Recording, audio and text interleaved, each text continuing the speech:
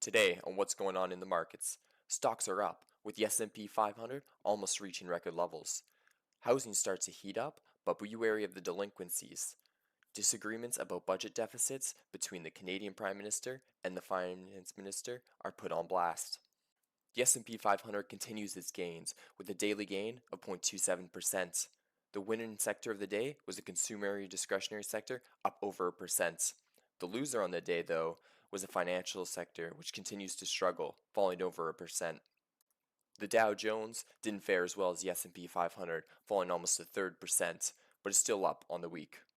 The Nasdaq, on the other hand, continues to have strong gains, with the percent gain on the day making a 3-month gain of over 20%.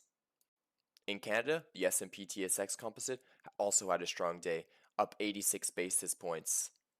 Overall, the material sectors put forward the most weight, with the S&P TSX Cap Material Index up over 5%. Looking at government yields, the US 10-year yield actually had a pretty big drop today, falling 2.6 basis points and is now at 68 basis points, while the Canadian 10-year is holding at that 58 basis points. In Europe, the FTSE 100 had a strong day, while in Asia, the Nikkei 225 had a rough day, falling almost a percent. In oil news, WTI and Brent crude all had strong days, with WTI up 2% to that $42.83. Brent crude was also up to $45.32. What surprised me, though, is that gold had a really strong day, up over 2%, making it a 5-day gain of 6%. It's interesting to see that gain with stocks gaining at the same time. In the currency markets, we see a sharp fall in the US dollar as well as the British pound. On the upside, the Canadian dollar had a strong day, as well as the Australian dollar and the Japanese yen. I thought this article, talking about the disagreement between Canada's Prime Minister Trudeau and the Finance Minister Bill Morneau about budget deficits. So there seems to be a disagreement between the two over the allocation of funds, as well as the overall ballooning of the deficit that we have in Canada. It's forecasted that the deficit will hit $348.2 billion this year. Now that is a lot, as total COVID support reaches 14% of GDP.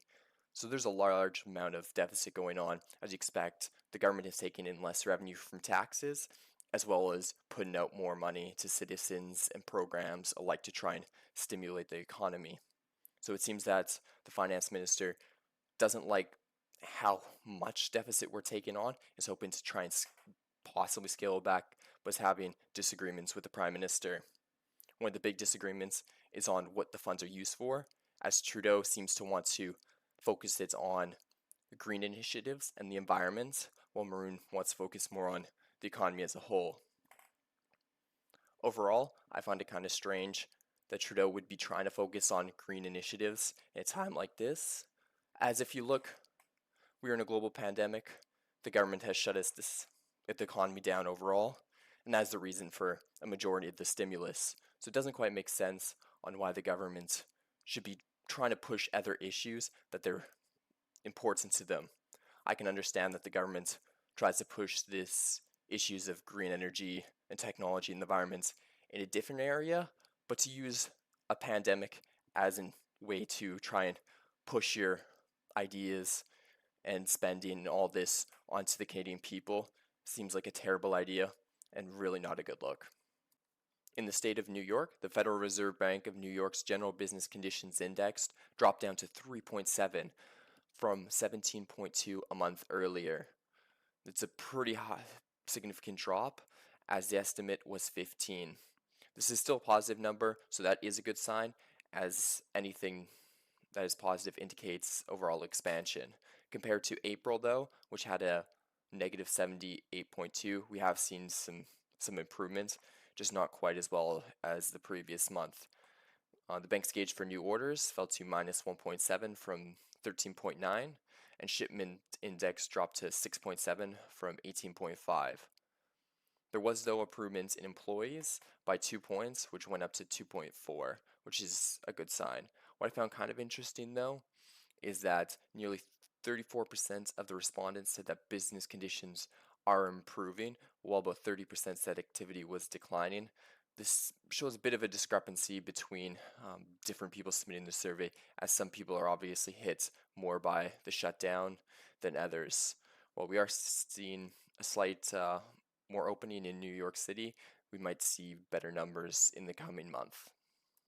The escalation between the United States and China continues to increase as the US has announced more restrictions on Huawei access to technology. They'll make it harder essentially for Huawei to purchase what they need in terms of semiconductors and chips from American made parts as they continue to try and combat Huawei, as Huawei is believed to be spying on behalf of the Chinese government. They've also added 38 Huawei affiliates in 21 countries to the US economic blacklist, raising the total to 152 affiliates. This was the first ad, it says, in May 2009. I'm not too surprised about this, as things going on in Huawei seem to continue to escalate, especially with their CFO's case ongoing, as tensions even between Canada and China escalating in that situation. It is only apparent that things will continue to get worse. There's a bunch of housing news that came out today. First up, we got housing sentiment in the United States. So the National Association of Home Builders Wells Fargo Market Index had their sentiment jump up to 78, which is a 6-point gain from the previous month, and is actually the highest level they've seen since 1998, which shows strong improvements in the housing market in the United States, which honestly kind of surprises me overall that we'd see a strengthening housing markets already, as many people are still on stimulus checks. Though this is some good news for the housing markets, and there is more good news that I'll talk about in a bit.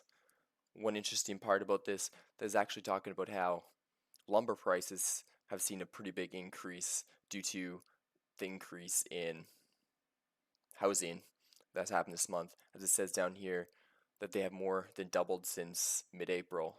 But overall, you expect that partial drop back in April, but this shows more of a V-shaped recovery that people are talking about, but still be slightly wary of that. As I was saying, it isn't all good news, with the Federal Housing Administration mortgages posting their delinquency numbers, as the FHA loans rose to almost 16% of delinquency rates, which is up from 9.7% in the previous 3 months. So those previous 3 months would be the first quarter, with the 16% being the second quarter of this year. Just a little bit about the Federal Housing Administration. It basically offers affordable housing ownership for first-time buyers, minorities, and low-income Americans. So overall, 16% delinquency rate is quite high as compared to the conventional loans of delinquency rate right now is 6.7%. This should be expected though, with many of these people being on the lower income side, which have been severely impacted by the pandemic, as many people are on housing assistance, as well as stimulus payments from the government. This is a concern though. While many of these people won't be evicted yet, as there has been a suspension in evictions, especially in most places, most people won't be paying. I wonder what we'll see coming after the suspension happens. Will many people start to pay back their money? I find that hard to really see, especially if they are already struggling, how they'll be able to catch up to those numbers, as we could see a possible issue with housing delinquencies after the COVID ends. On the Canadian side, housing had one of the strongest months in the past 40 years. So overall, home ownership closings on properties was up 30% compared with the same month last year. So that would be before pandemic numbers. So that is a really big increase. As you can see, it says here that over the past 40 years, which is the whole basically time period that it's been tracked, that this is the biggest number to come in. It wasn't only home sales that have also increased, with housing prices also taking a jump. The CREA estimates that on average national home price is $571,500, which is a 14.3% from the same month last year. Now I was really surprised about those increases in housing prices, as I expected many housing prices, if anything, would drop. And it says that a lot of big area was Toronto, as we've seen before, that they have a hot housing market. It's interesting to see that their housing market continues to increase in prices.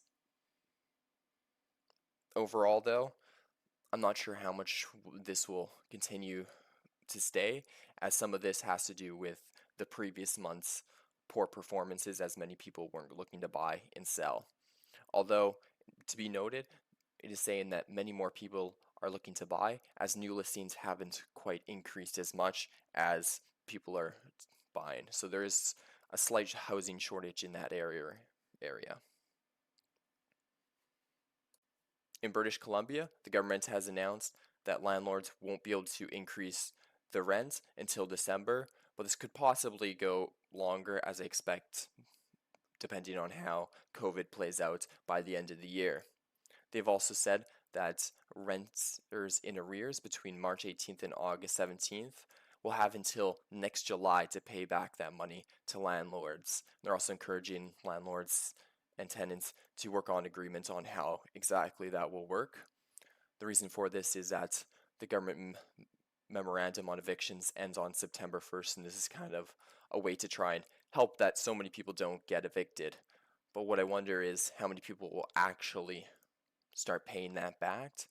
We'll see next July whether or not how many people will actually have paid through that portion, because they could potentially not even pay that at all, which was you could have pretty high evictions going into next year. Consumer confidence in Canada continued to increase last week as it reached 51.7, which is up from 51 a week earlier. This is the second straight week that it's been above 50, which is a good sign for the Canadian economy, which basically the first two times since back in March when the pandemic really took off. Though I'm still kind of wary of this, as it seems like I'm not quite sure where this is coming from, as many other figures aren't suggesting the same thing. As it says here, the share of Canadians describe their job as secure fell below 60% for the first time. Also, they've also seen other poor indicators as job recovery is kind of a halt, as only half of the 3 million jobs lost have been recovered so far. And it's hard to say if there'll be a continued recovery on those jobs. I expect some will, but we may end up going into a second wave and lose those jobs all over again.